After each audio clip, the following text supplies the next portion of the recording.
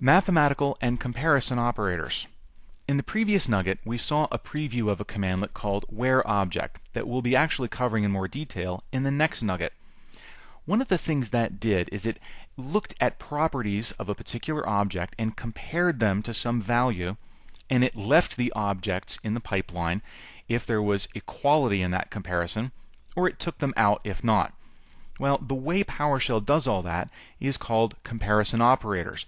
Those are what allow PowerShell to look at different values and determine their relationship to one another, if they're equal, if one is greater than the other, and so forth.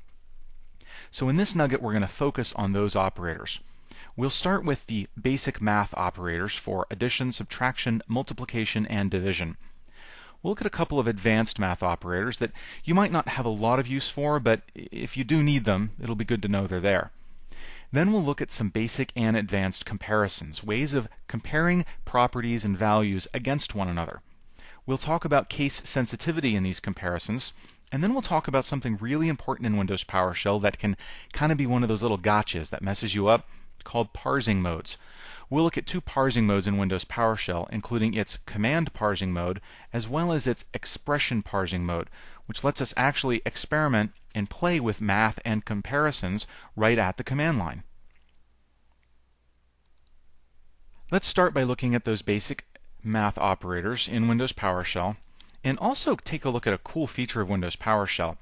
It's designed to actually evaluate mathematical and comparison expressions right at the command line. So we don't need to do anything special to try, for example, and add 5 plus 5. And there's the addition operator for Windows PowerShell. 10 minus 1 shows you how subtraction works. If you want to see multiplication, that's the asterisk. 10 times 10 gives us 100. And division is the forward slash. So 100 divided by 10 is 10. This is one instance where PowerShell is sensitive about the slash. Although it'll allow a forward slash or a backslash as a path separator, when it comes to division, it's the forward slash or you get an error message. So those are the basic math things. Now, Windows PowerShell also supports some more advanced mathematical operations. For example, you can group things in parentheses. 5 plus 5 times 10 helps you make sure that the 5 times 10 happens first, and then the 5 is added later. 5 times 5 plus 5 demonstrates something similar. There's also something called a modulus operator. If we take 100 and divide it by 9, we get 11 with some left over. If we take 100 modulus 9, we just get the leftover portion. So it's just the remainder from a division operation. Windows PowerShell's math capabilities are pretty simplistic. You don't tend to need a lot of math capabilities for most administrative functions, and so PowerShell isn't loaded down with a bunch of math operators and math functions that you might not need. There are ways to get at more advanced mathematical things like algebraic functions, trigonometry, sines, cosines, tangents, and arctangents, and so forth. It's a little beyond the scope of what we'll discuss here, though, because we're really focused on using Windows PowerShell just for Windows administration. Something you will use a lot, however, are comparison operators. For example, is 5 equal to 5? Yes, it is. The purpose of any comparison in Windows PowerShell is to generate either a true or a false. 5 is equal to 5, so that results in true. 10 is not equal to 5, so that results in false. And now you've seen one of the comparison operators in Windows PowerShell. -EQ checks to see if something is equal.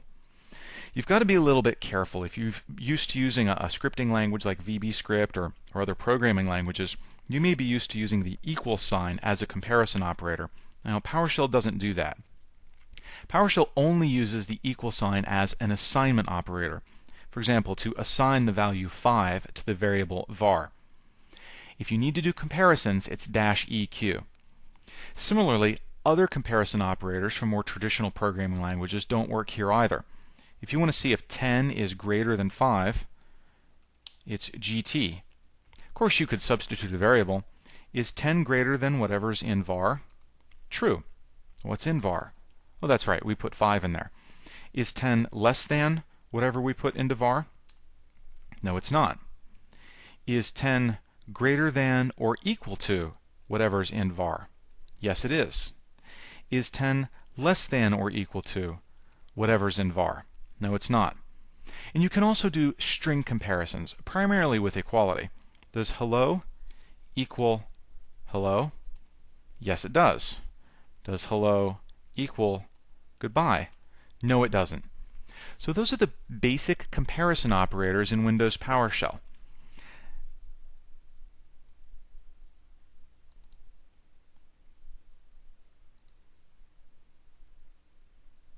Now let's look at some of the more advanced comparison operators. These primarily get into the ability to do multiple part comparisons. For example, we can ask if 10 is greater than whatever's in the variable var, and if 10 is less than whatever's in the variable var2. The result is false. Well, let's see what's in var. Well, 5 is in var. 10 is definitely greater than that, so this part was true. Now what's in var2? Well, nothing. Well, 10 is not less than nothing, so this part was false. So our result was true and false. The AND operator will return true if both sides are true. Because both sides were not true, it returned false. Another Boolean operator is -or. This will return true if either side of the equation is true. We've already determined that the first side is true, and that's really all that's necessary for a true result. Let's put 100 into var2 and try that first comparison again with the AND. Now the result is true. 10 is greater than what's in var, that's 5, and 10 is less than what's in var2, that's 100. So true and true creates a result of true. You can get pretty much infinitely complex with these. Now there's another operator called -not. It's used slightly differently. Remember we said that the first half of this will currently return true. The second half will also return true. And provided both halves return true, we get a true result. The -not operator reverses true and false. So 10 is greater than what's in var, that'll be true. 10 is less than what's in var2, that'll be true. Not will reverse it to make it false. So we'll have true and false. The result should be false because both sides of the equation aren't true. We can put that on the other side too. That simply changed the first true into a false, which made the entire thing false because it wasn't true on both sides of the AND. You can get very complex with these comparisons. We tried to keep these simple right here, but obviously when you start working with things like services and processes and event logs and other things, you may need to create more complex comparison criteria, and now you know how. We already saw a brief example of comparing strings. Hello equals hello, which is true. But here's a tricky question. Does hello equal hello if it's typed in all uppercase letters? It does, because by default Windows PowerShell is case insensitive, which means all strings are compared without regard to case. If you need to do a case-sensitive comparison, PowerShell has another set of operators. They just are the same, the EQ, -GT, -LT, and so forth. You just stick a C in front for case-sensitive. So in this case it's false. CEQ does take case into account, and hello with mostly lowercase letters is not equal to hello in all uppercase letters. The last operator I'll show you is, does hello not equal hello? And this is kind of where the logic gets tricky. Hello in lowercase letters does equal hello in uppercase letters because PowerShell is case sensitive by default.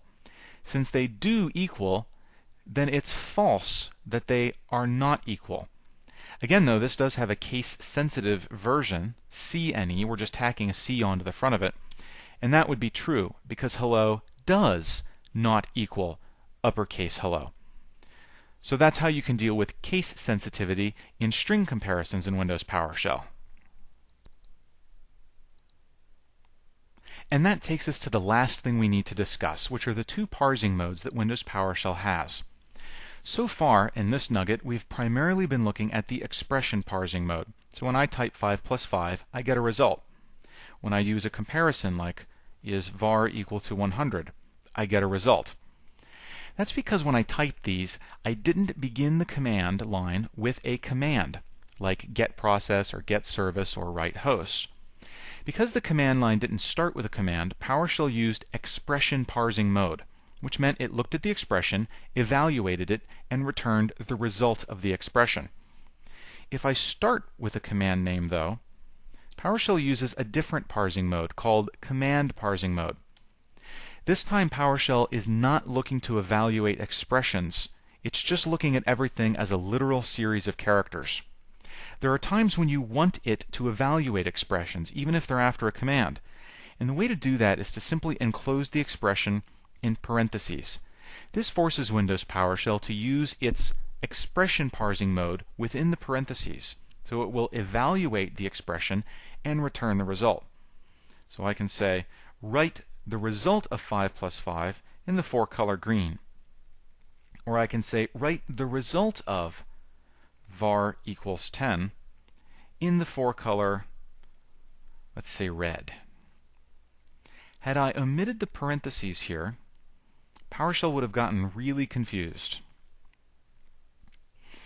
It would have replaced $var with its contents and then written a literal -EQ10 in the foreground color red.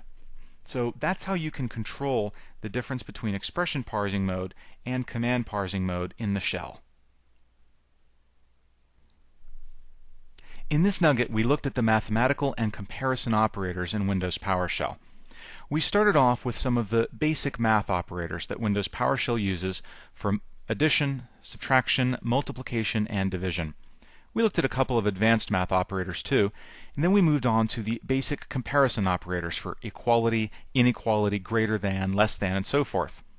We looked at some advanced comparisons, Boolean comparisons that allow us to compare multiple things at once, and we talked about the case sensitivity in Windows PowerShell, which by default is case insensitivity.